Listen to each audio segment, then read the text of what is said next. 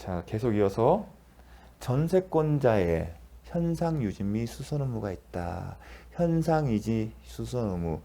전세권 설정하게 되면 부동산이죠. 예컨대 건물이라면 전세권 존속 기간 동안에 이 목적물을 현상을 유지하고 만약에 문제가 수선이 필요할 때 누구한테 수선 의무가 있냐?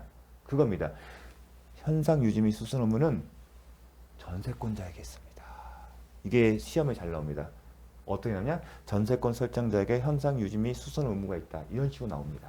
왜 잘 나오냐? 임대차 계약의 경우가 다르기 때문에. 임대차 경우에는 임대인, 전세권자에 해당되는 것은 임대차 계약은 임차인인데 임대차 계약에는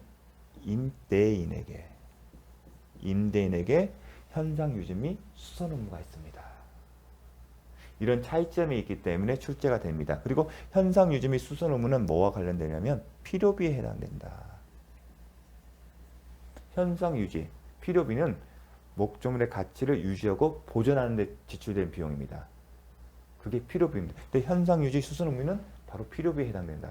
그 얘기는 전세권자에게 현상 유지 및 수선 의무가 있기 때문에 나중에 전세 기간 만료됐을 때 설정자에게 필요비 상환 청구를 할 수 있다 없다? 없다. 단지 유익비 상환 청구만 할 수 있습니다. 근데 반면에 임대차 계약에는 원칙적으로 임차인 임대인에게 필요비 및 유익비뿐만 아니라 필요비 상환 청구권이 있습니다. 그 차이점이 있기 때문에 잘 나오는 겁니다. 잘 기억하십시오. 누구한테 있다? 전세권에는 전세권자에게 목적물을 현상 유지하고 통상의 관리에 관한 수선, 통상적에 관련 수선을 해야 한다. 즉 현상 유지 및 수선 의무는 설정자가 아닌 전세권자에게 있다. 따라서 전세권자는 필요비 상환을 청구할 수 없다. 대신에 유익분은 할 수 있습니다. 이런 차이점 때문에 출제가 잘 됩니다. 어떻게 출제되냐? 전세권자 을은 특별한 사정이 없는 목적물의 현상 유지를 위해 지출한 통상 필요비 상환을 청구할 수 없다. 왜냐하면 전세권자에게 현상 유지 및 수선 의무가 있기 때문에 이런 식으로 나옵니다. 필요비랑 같이 세트로 기억을 하셔야 합니다. 필요비 상환 청구권을 한다는 얘기는 수선 의무, 현상 의무가 상대방에 있어야 한다는 전제로 출발하는 거든요. 그게 임대차 계약이에요. 임대차 계약에서는 임대인에게 현상 유지 및 수선 의무가 있기 때문에 만일 임대인이 아닌 임차인이 필요비를 지출했다면 그 필요비는 그 즉시 상환을 청구할 수 있습니다. 그래서 임대차 파트에서도, 임대차 계약에서도 그 부분이 중요하고 전세권 파트에서도 이 부분이 중요한 겁니다. 정말 잘 기억을 해주십시오. 전세권의 처분. 자, 우리가 지금 용의물권, 지상권의 양도 배웠고요. 지상권에 대해서도 양도성에 대해서 봤어요. 지상권은 특별한 내용이 당연히 양도되고 상속된다. 어떤 특별한 내용이 이제 부연 설명 안 됐어요. 하지만 지역권은 독립한 물건이지만 지역권은 어디다 설정되죠? 승역지에 설정돼요. 근데 지역권의 존재이 뭐죠? 유역지의 사용가치 증대예요. 따라서 유역지의 처분에 따른다는, 그리고 유역지에 분리해서 지역권만 양도해서 못하는 그런 규정이 있었습니다. 전세권도 양처분이라는 게 나와요. 근데 전세권은 왜 다른 게냐면 용의물권은 용의물권이지만 지상권과 지역권과 달리 어떤 특징이 있죠? 용의물권적 성격뿐만 아니라 담보물권적 성격이 있었어요. 그래서 이 처분과 양도와 관련해서는 좀 눈여겨볼 부분이 독특한 법리가 있습니다. 다른 용의물권과 달리. 그렇기 때문에 시험에 잘 나와요. 반드시 나온다고 보시면 됩니다. 낸다면. 그래서 먼저 근데 구분할 게 뭐냐면 전세권의 성격은 용의물권적 성격과 담보물권적 성격이 있고, 용의물권적 성격과 담보물권은 어떤 경계에서 있죠?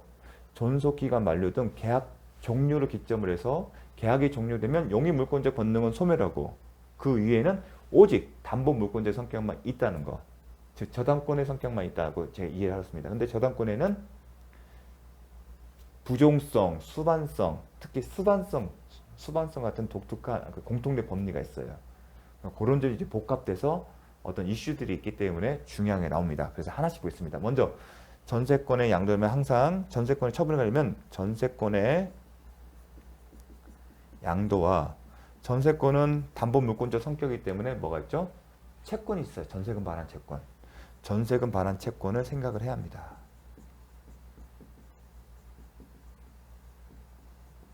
그 양도하는 게. 근데 지상권이나 지역권은 그런 게 없어요. 담보 목적이 없기 때문에. 담보기 때문에 그게 피담보 채권이 있고 그 피담보 채권이 전세금 반환 채권이고 채권은 당연히 재산권적인 양도를 생각할 수가 있어요. 자, 이런 패턴이 뭐가 있냐면 임대차 계약과 부분에서 또 차이점이 있기 때문에 있습니다. 임차권 양도 그리고 임대차 보증금 반환 채권 양도 이런 게 비슷한 포맷으로 갑니다. 하지만 취급은 다릅니다. 이런 어떤 차이점이 있기 때문에 중요성이 있는 겁니다. 자, 보겠습니다. 전세권의 양도. 항상 전세권의 양도를 할 때 구분할 게 뭐냐면 전세권이 존속 중인 경우와 아니면 전세 계약이 존속 기간 만료 등의 이유로 종료된 경우로 구분해야 합니다. 왜냐하면 구분한 이유는 그 경계선에 따라 그 성격이 달라지고 그 성격에 따라 양도성의 결과가 달라지기 때문이다. 따라서 먼저 전세권 존속 중에 존속 중에는 전세권 양도가 가능합니다. 전세권이 존속 중, 즉 용의물권적 성격이 있는 경우입니다. 그 경우에 전세권이 양도되는데 그 경우에는 전세금 반환 채권도 함께 양도되는 게 원칙입니다. 전세권이 양도되면 전세금 반환 채권도 함께 양도됩니다. 근데 그건 시험에 잘 안 나와요. 그 파트에서. 자, 주소는 어디죠? 전세권 존속 중에 전세권의 양도예요. 그렇게 하십니다. 전세권 존속 중에 전세권 양도. 이 경우에는 특별히 문제가 없어 가능하다. 그리고 기억할 게 뭐냐면 반환 채권도 함께 양도된다는 겁니다. 근데 중요한 것은 4번이에요. 앞에는 전세권이 존속 기간이 남아있는 거예요. 전세 계약이 아직 끝나지 않은 상태, 종료되지 않은 상태인 거고, 두 번째는 뭐냐면 전세권의 용의물권적 성격이 소멸돼. 즉 그 얘기는 전세권 설정 계약이 존속 기간 만료 등의 이유로 뭐가 있었죠? 합의 해지, 소멸 통고 등에서 종료된 경우예요. 그럼 특징이 뭐죠? 용의물권적 권능이 소멸하잖아요. 그럼 오직 뭐만 남아요? 담보 물권만 남습니다. 그게 뭐다? 저당권이에요. 그러한 경우에 전세금 반환 채권과 함께 전세권 양도가 가능하냐? 즉 용의물권 성격이 받으면 담보물권 성격만 있어요. 담보물권 성격이 있다면 저당권이겠죠. 그러면 이건 채권을 담보하는 거기 때문에 피담보 채권은 개념이 있을 거고요. 전세권은 뭐였죠? 전세금 반환 채권이잖아요. 그런 경우에 이 채권을 담보물권, 전세권, 저당권의 성격이 있는 그 전세권과 함께 양도하는 것은 가능하다. 채권과 함께 그 전세권을 양도하는 것은 가능하다. 이 얘기는 나중에 저당권 나와요. 피담보 채권과 함께 저당권 양도는 가능하다. 이거는 당연히 담보물권의 그 특성에 맞춰서 당연한 겁니다. 근데 시험은 어디서 나오냐면 그러나요. 전세금 반환 채권과 분류하여, 즉 담보물권 성격만 있는데 이 상황에서 피담보 채권과 함께 담보물권을 넘기는 게 아니라 뭐다? 담보채권과 저당권 분류해서 저당권만의 전세권만 양도하는 것은 허용되지 않습니다. 그러니까 이렇게 전세권 쓰면 어려워요. 만약에 용의물권적 성격이 소멸된다.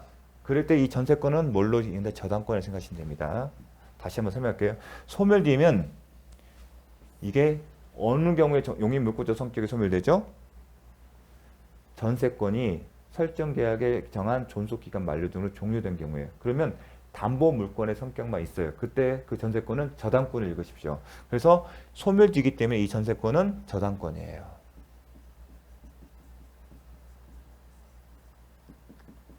그런데 이 저당권이나 피담보 채권이 항상 존재하는데 피담보 채권이 있음에도 불구하고 저당권만 양도하는 것은 허용되지 않습니다. 왜냐하면 저당권의 목적은 채권 담보 목적이기 때문에. 저당권의 존재 이유는 채권 담보인데 그 채권은 납두고 저당권만 양도하는 것은 저당권의 그 존재 성격상 허용되지 않습니다. 그게 부종성이거든요.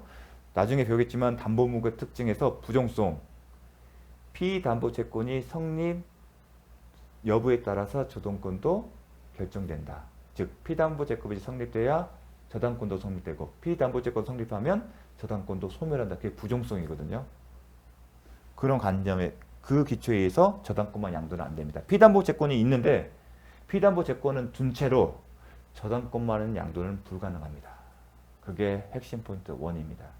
그럼 출발점 어디다? 전세권의 성격은 두 가지가 있는데 전세권의 존속기간 등의 만료로 용의물권적 성격이 소멸되고 오직 담보물권적 성격만 남아있는 거고, 그럼 담보에는 피담보채권인데 어떻게 전세권 반환채권을 담보할 목적의 성격만 남아있는 경우, 그 경우에는 그 전세권은 저당권이다. 그 경우에는 채권은 그대로 있는데 저당권만의 양보는 안 된다. 그게 포인트입니다. 정말 잘 나옵니다. 이게 담보물권의 부종성이라고 합니다. 나중에 저당권 편에서 다시 설명하겠습니다. 부종성 아니면 피담보채가 성립돼야 저당권도 존속하는 거고 피담보채권이 소멸하면 저당권도 소멸한다. 그게 부종성입니다. 저당권의 존재 이유는 채권 담보 목적이기 때문에. 그게 정말 중요한 개념들입니다. 계속 반복해서 이해 안 되더라도 그 개념을 제가 말씀드린 내용을 계속 머릿속에서 되뇌이십시오. 어느 순간 이해가 될 겁니다. 네, 그럼 전세권의 양도에 대해서 살펴봤는데요. 정리를 하겠습니다. 좀 내용이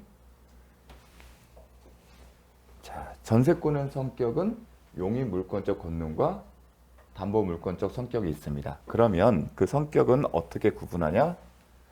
자, 이 시점이 전세권 설정 계약의 종료 시점이에요. 종료. 근데 종료의 사유는 대표적인 게 기간 만료예요. 기타 소멸 통고. 기간에 정함이 없는 경우에 소멸 통고, 그 다음에 소멸 청구. 그런데 이런 내용을 세세하게 내지는 않습니다. 수험생 입장에서는. 그럼 수험생 입장에서 기억할 건 뭐냐면 전세권이 이 종료 시점을 기점으로 해서 이때까지는 어떤 게 용익 물권적 성격이 있고 담보 물권적 성격은 수면 아래에 있다. 잠재되어 있다. 주로 용익 물권적 성격이 있습니다. 그런데 중요한 것은 뭐다? 종료가 되면 그 전세권은 지금 하고 있는 것은 전세권이에요. 잘 기억하십시오. 종료가 되면 용익 물권적 성격은 사라지고 수험생 입장에서 하나 더 기억하면 존속기간 등의 이유로 종료되면 별도의 등기 없이 용익 물권적 성격은 사라지고 뭐만 남는다?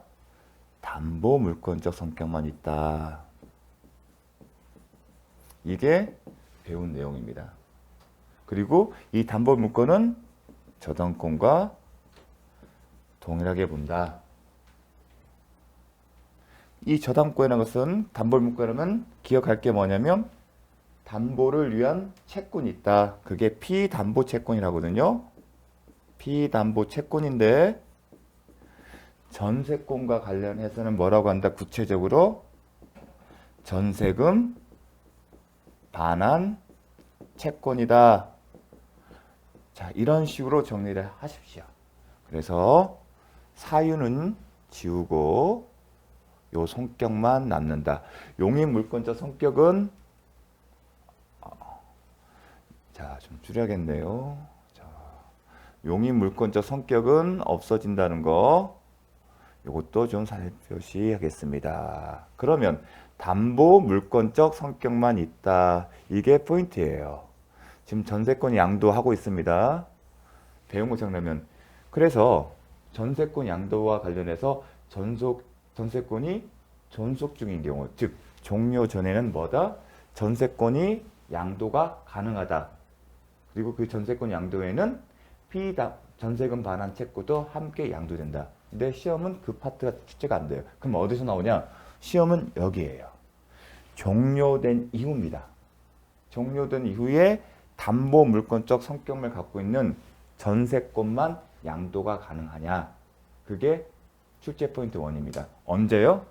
종료가 된 뒤에 그 전세권이 어떤 성격만 있을 때 담보 물권적 성격만 남아있는 경우에 그 경우에 피담보 채권인 전세금 반환 채권과 분리해서 전세권만 양도가 가능하냐가 수험생 입장에서는 기억할 건데 안 된다. 그 논의는 저당권에서도 마찬가지예요. 제가 그래서 저당권처럼 생각하십시오. 자, 담보물권의 특징 나중에 또 배울 겁니다. 한번 언급하겠습니다. 담보물권의 특징 대표적인 게 저당권이에요. 결국 우리는 저당권과 유치권, 담보물권에서는 유치권과 저당권을 배우기 때문에 담보물권 특징하게 되면 저당권과 유치권의 특징을 떠올리시면 되는데 먼저 기본은 저당권에서 시작돼요. 특징을 통일성, 담보물권이 갖고 있는 특성, 본성 이렇게 표현을 하는데 나중에 이거는 시험과 상관없이 기본적으로 아셔야 되는데 부종성, 수반성, 그 다음에 불가분성,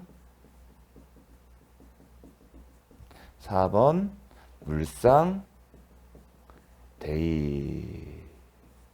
물상대의. 그런데 지금 현재 수업은 부종성과 수반성과 관련된 건데 부종성이 뭐냐? 담보는 물권은 특징이 뭐다? 피담보 채권을 담보하는 거예요. 그렇죠. 담보물권은. 담보물권 저당권 자체가 목적이 아니라 저당권은 피담보 채권을 담보하는 거예요.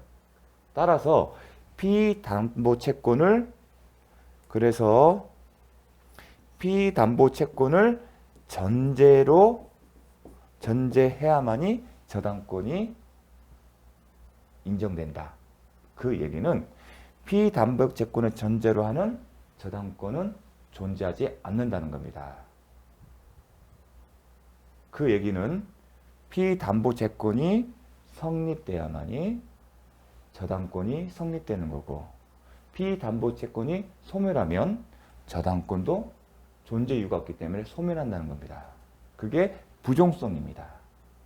그래서 피담보 채권을 전제로 해야만이 저당권이 존재한다.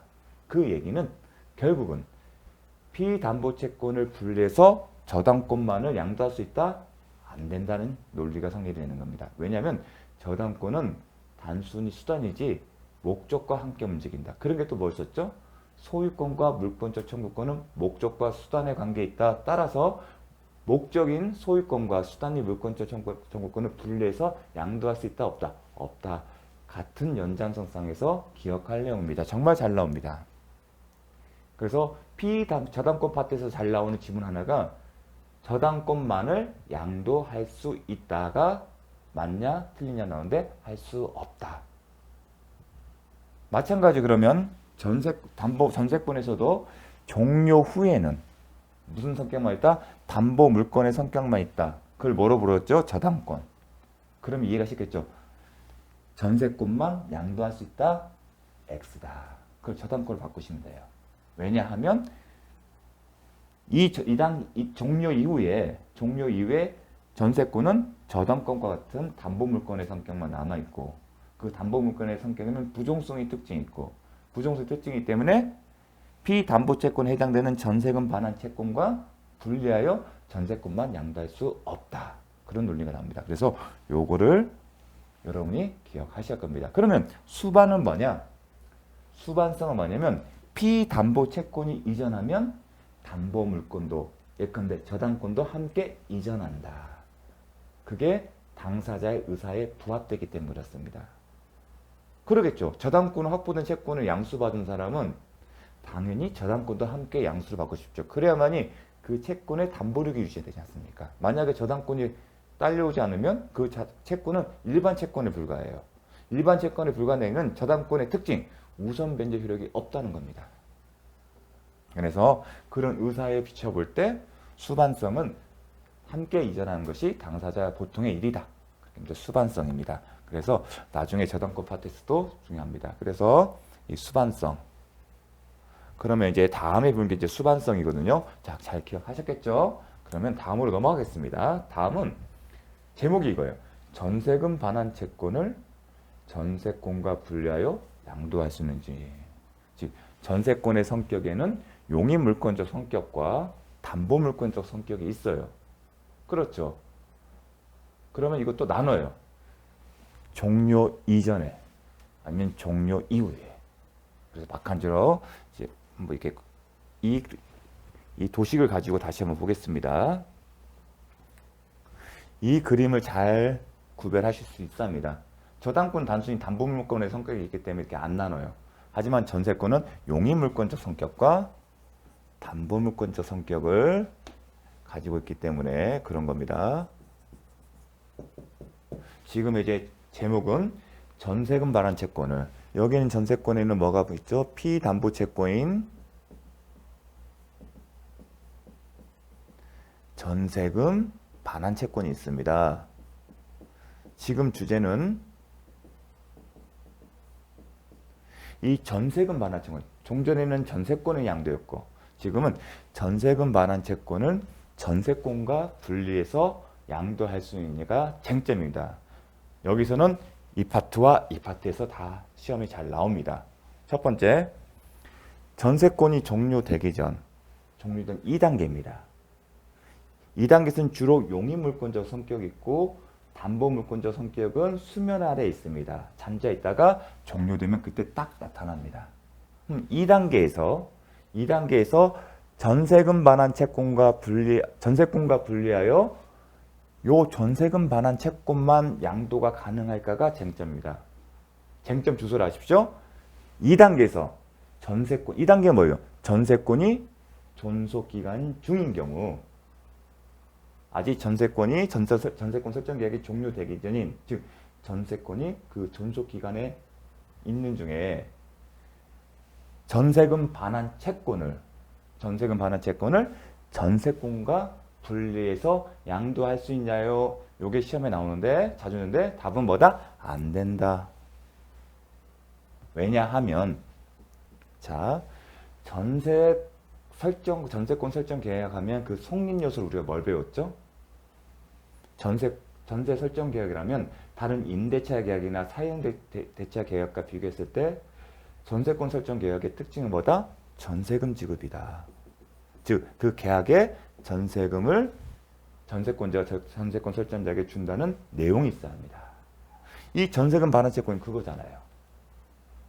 그리고 전제는 아직 전세권이 존속 중입니다.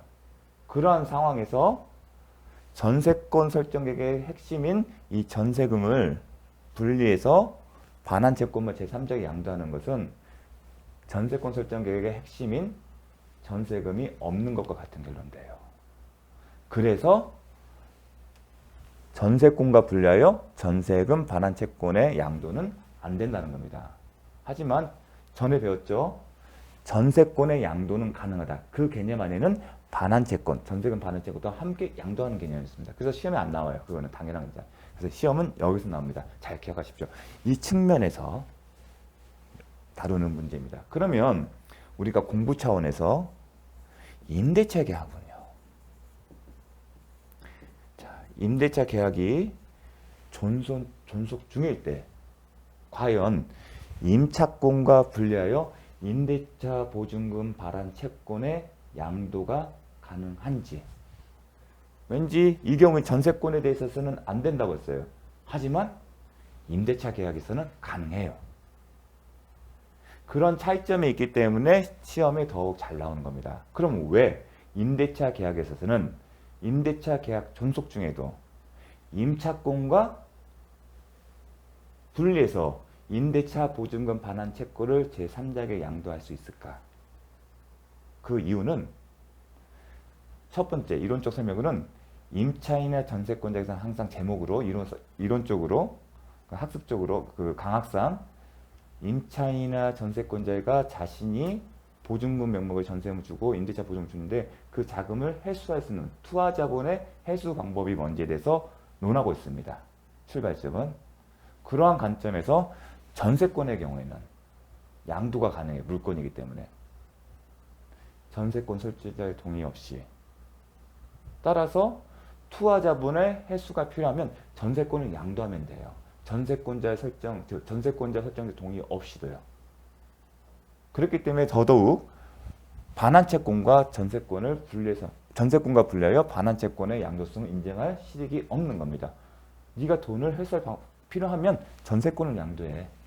근데요, 임대차 계약에서는 채권법에서 이고 제가 간혹 언급했지만 임차권의 양도와 전대는 임대인의 동의가 있어야 합니다.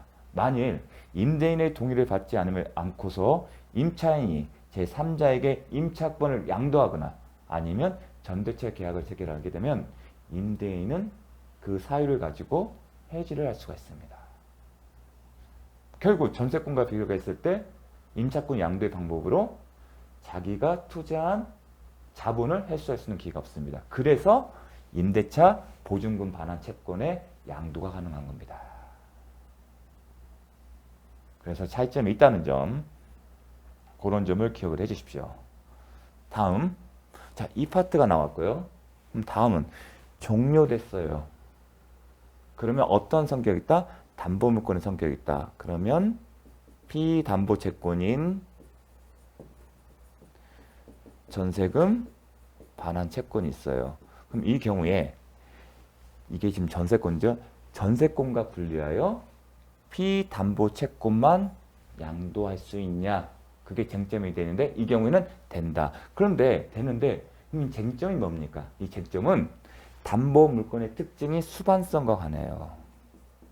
수반성과 연관되는데 일단 담보물권 자체는 양도는 안 된다. 배웠죠? 피담보채권 분리해서 담보물권, 저당권, 그리고 종료된 이외에 담보물권적인 성격만 남아있는 전세권만의 양도는 불가능하다 됐습니다. 반대로 피담보채권만의 양도는 가능하다. 그러면 왜 이게 문제되냐? 수반성 관점. 수반성이 뭐다? 피담보채권, 즉 채권, 피담보채권이 이전하면 담보물권도 함께 따라가는 건데 그럼 수반성의 관점에서 잘못된 것이 아닐까 하는 의문이 있는 겁니다. 제가 얘기했잖아요. 수반성이란 피담보채권이 이전되면 함께 따라간다. 그런데 지금의 질문은 담보권을 남겨둔 채 피담보채권만 양도한다는 겁니다. 그런데 제가 수반성이 왜 인정된다고 했죠? 그렇게 하는 것이 이 채권을 양수받은 사람 입장에서는 유리하잖아요. 그리고 양도인도 저당권이 함께 양도가 되기 때문에 그 채권에 대해서 자신이 매각을 할 수가 있는 겁니다. 그런 채권, 이 피담보채권, 담보물권이 피담보채권을 양도하는 이유는 딱 하나입니다. 그 채권을 양도해서 돈을 얻는 겁니다. 즉 투하자본을 회수하는 겁니다. 그런데 당사자가 의사의 합의에서 담보물권을 남겨둔 채 채권만 양도하는 것을 막을 필요는 없다는 겁니다. 보통의 경우는 그렇게 하는데 당사자는 그걸 원치 않는다면 그 의사를 존중해 준다는 겁니다.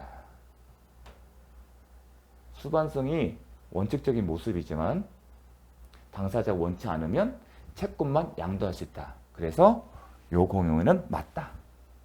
자, 이 단계별로 구분이 돼야 한다는 겁니다. 그래서 요 그림을 잘 기억하셔야 합니다. 그러면 담보물권을 남겨둔 채 피담보채권만 양도가 가능합니다. 그러면 남아있는 담보물권은 어떻게 된다? 그것도 잘 기억하셔야 합니다. 그거는 소멸이 됩니다. 그 결과 어떻게 정리가 되냐면 양도된 피담보채권은 담보물권이 없는 일반 채권에 불과한 겁니다. 담보물권이 존재하는 소멸하기 때문에 거기까지 정리하실 필요가 있습니다. 그 양도와 관련해서 이렇게 정리를 해 주십시오. 자, 돌아와서 방금 한 내용이 이번 내용입니다. 복습 차원에서 보겠습니다. 전세금 반환 채권을 전세권과 분리하여 양도할 수 있나요? 나눈다. 전세권이 용익물권으로서 존속하는 동안 전세권이 존속하는 동안은 된다 안 된다? 전세금 반환 채권만을 전세권과 분리하여 확정적으로 양도하는 것은 허용되지 않는다. 기억하십시오. 왜냐? 전세금은 전세권의 성립요건이다. 단팥빵 비교되면 팥이라고 생각하면 됩니다. 또 하나 기억하는 이거랑 비교를 하셔야 돼요. 요 지문도 중요합니다. 자, 지금 당장 용의 물건이 존속하는 중에 지금 당장 하는 거예요. 근데 지문을 잘 합니다. 이거는 뭐냐? 존속 중이에요. 전세권이 아직 설정 계약이 종료되기 전이에요. 아까 표현을 봤을 때 종료를 기준했을 때 지금 단계는 이 단계예요. 이 단계에 양도를 했어요. 아까 확정적 양도는 허용되지 않는데 어떤 경우냐? 장래예요. 지금 이 기간 중에 전세금 반환 채권을 양도하는 게 아니라 계약은 하는데 언제 하냐? 장래에. 이걸 잘 봐야 돼요. 존속 중이라는 표현에 대해 여기 포인트가 있는데 이 기간 중에 뭘 해요? 양도 계약을 하는 겁니다. 그런데 조건이 붙었어요. 어떤 거? 장래에. 또 뭐가 붙었어요? 전세권이 소멸하는 경우에. 전세권이 소멸하는 경우는 2단계잖아요. 계약은 이때 하는데 양도 계약하는데 양도된 채권이 이 시점의 채권이 아니라 이 시점의 채권이에요. 그거를 포인트가 됩니다. 소멸하는 경우에 뭐예요? 전세금 반환 채권이 발생하는 것을 조건으로 이 시점에 양도를 하는데 장래 발생할 것을 조건으로 한 겁니다. 지금 하는데 장래에 전세권 설정 계획이 끝나고 나서 전세금 반환 채권이 발생한다면 그 장래 발생하는 장래 조건부 채권은 양도할 수 있다. 그래서 포인트는 존속 중이라 하더라도 확정적 양도에서 허용되지 않지만 뭐다? 장래의 조건부 채권. 장래 조건부 채권은 이 영역에 있는 채권이겠죠. 양도할 수 있다는 맞는 지문이다. 혼동하지 마십시오. 구별됩니다. 양도하는 채권이 지금 이 시점에 현 시점에서 말하는 게 아니라 장래에 발생하는 것. 장래의 조건부 채권하면 양도할 수 있다. 기억하십시오. 자, 임차권의 경우에는 임대차 보증금 채권만을 확정적으로 양도할 수 있다. 왜 다를까? 임차권 양도가 임대인의 동의 없이는 할 수 없기 때문에. 그 얘기는 자신이 투한 자본을 임차권 양도의 방법으로 쉽게 해소할 수 없기 때문에 그렇다. 자, 전세권의 전속기간 만료, 소멸 청구, 통고, 합의의 기간. 이게 무슨 의미다? 설정 계약이 종료된 때. 그렇게 되면 기억을 하셔야죠. 이제 기계 조합입니다. 담보 물권적의 성격만 있다. 저당권이다. 저당권만의 양도는 간다. 피담보 채권과 분리해 저당권만의 양도는 가능하다. 불가능하다. 지문은 전세금 반환 채권의 양도과 양수인은 전세권의 처분이 따르지 않는 지 얘기는 전세권과 분리하여 피담보 채권인 전세금 반환 채권만 양도 가능하냐를 묻는 것이고 가능하다? 가능하다. 따라서 전세금 반환 채권만이 양도되면 무슨 결과가 된다? 채권의 처분에 따르지 않는 담보 물권은 소멸한다. 여기까지 딱 정리가 되어야 합니다. 아시겠죠? 다음. 자, 잠시 쉬었다가 다시 계속 공부하도록 하겠습니다.